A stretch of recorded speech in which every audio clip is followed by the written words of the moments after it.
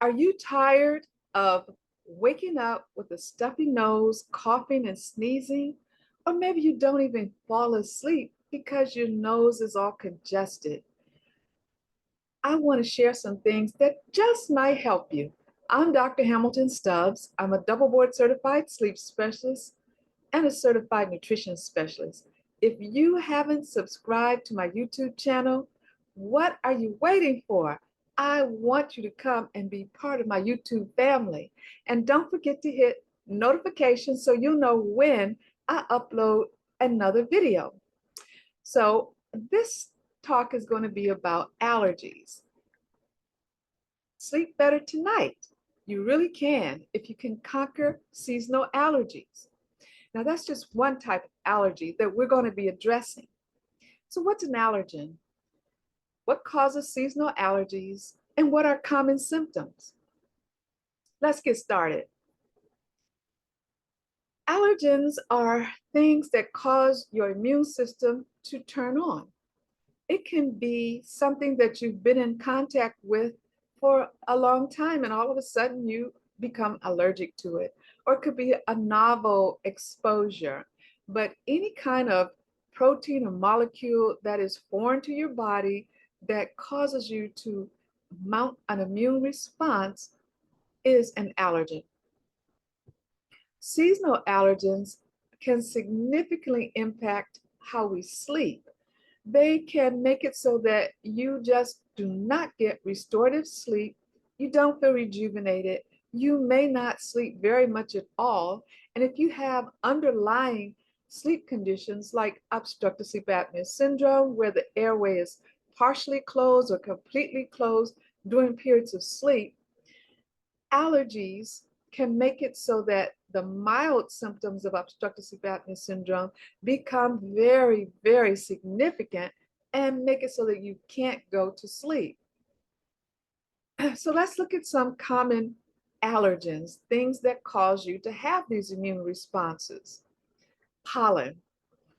Now, pollen is coming from male trees, and it's a powdery, grainy substance. And sometimes, depending on the tree, it can be colored yellow. And when you go outside and the pollen count is very high, sometimes everything is covered with pollen.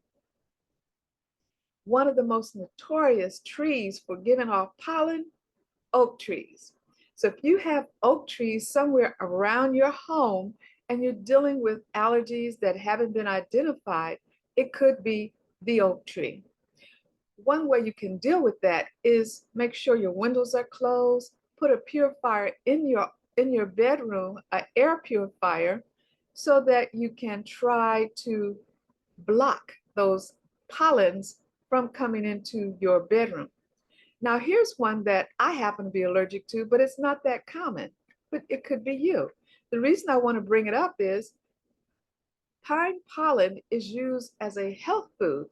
It can be something that reports say boosts your energy, gets rid of fatigue, elevates the testosterone level. However, it can also cause allergens.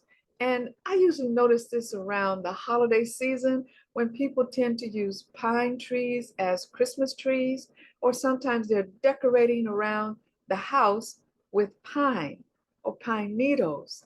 This can make me very congested.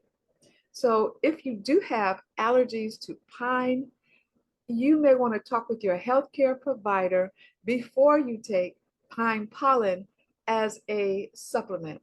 And by the way, all the information that I provide is for information only. We all deserve to have our own healthcare provider. And I suggest that people take the information provided in my videos, share them with your healthcare provider, and see if this information might be something that could enhance your healthcare plan. Now, tree pollen usually comes out in March and April, but there are some trees that flower later on. Other pollen, grass. Grass is notorious, and we don't really start mowing the grass and having problems with this until the summer, although in some areas, mowing can start as early as April. So once that grass is out there and growing, It too can form pollen, and any flowering plant is a prime suspect for pollen. And these plants start blooming somewhere in the early spring. So I put March, and they bloom until about September. Not the same plant, but different ones. Sometimes people put a series of blooming plants in a landscape so they can have blooms throughout a long extended period of time. Dust can cause allergens and mold. I want to talk about dust mites. Now, this is not a pollen but it can cause allergies. Dust mites are little insects. Everybody has them. They're not necessarily related to how clean your home is, but some things make it worse. For example, they live in warm, humid environments, in the bed sheets, the blankets, the pillows, pillowcases. They can live in the mattress covers and in upholstered furniture and on the carpet. When you have a problem with dust mites, sometimes they just cause you to have allergies and you will not sleep well. They can also cause itching, sneezing, and scratching because they irritate the skin. The way we handle these: frequent washing of your sheets and your pillowcases at least once a week, sometimes twice a week, and you might need to put them in a cover. There are dust mite covers that you can purchase from department stores or even discount stores that could probably help contain the dust mites. And these may help you if this is causing you to wake up with allergy symptoms during the night. Ragweed. Now, this is something that is every gardener's nightmare. It seems to just pop up everywhere. And when you pull it, oh my gosh, it really makes a strong odor that causes me to sneeze. But this is what ragweed looks like. And you may have a little bit of this around in your yard, and this could be causing some problems with allergies. Yes, it does create pollen. And then there's other other allergens. So some of the symptoms of allergies, seasonal allergies tend to mimic cold symptoms. So everything that happens with a cold, you could probably have that with a seasonal allergen.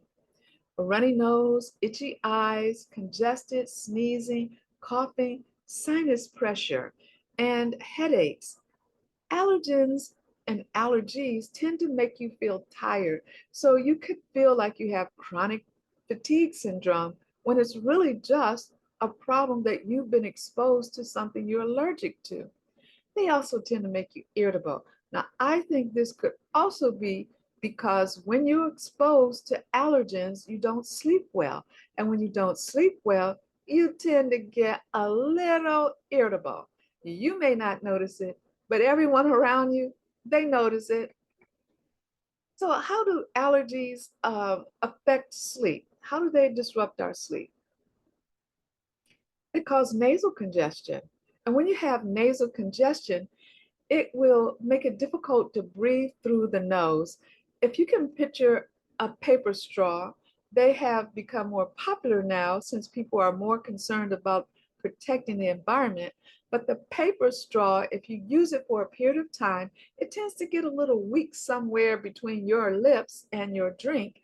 And as it starts to collapse down on itself, it's difficult to get the fluid to go up the straw and into your mouth. Well, with the nasal airway, when it's congested, it's difficult to get the air to move from the outside of the nostrils down through the windpipe and into the lungs.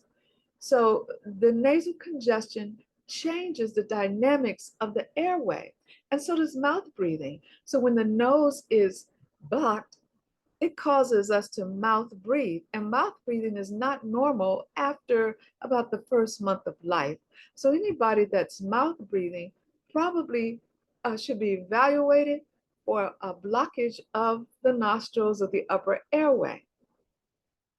And mouth breathing will also change the dynamics so that when you breathe harder and harder, put in more energy to get air, you can collapse down your airway. Itching. Allergens cause us to itch, and it could be itchy eyes, the allergic salute, which is like this. And you can tell people who've done it because if you do it for an extended period of time, in people of color particularly, you will get a dark color across the bridge of your nose. It'll just be a little dark line, and that's an indicator that you've been doing this an awful lot. And that's called the allergic salute.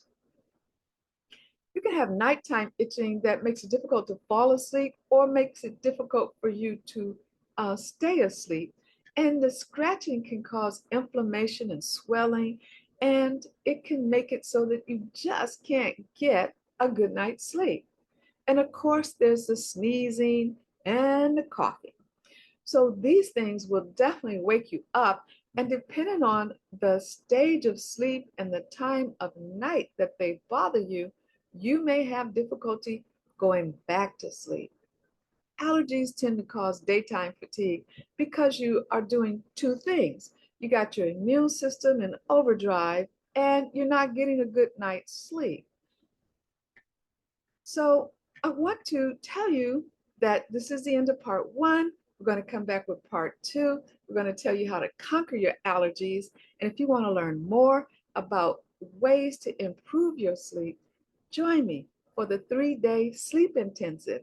I put the link here and I'll put it below. Can't wait to see you. If you haven't already subscribed, don't forget to subscribe.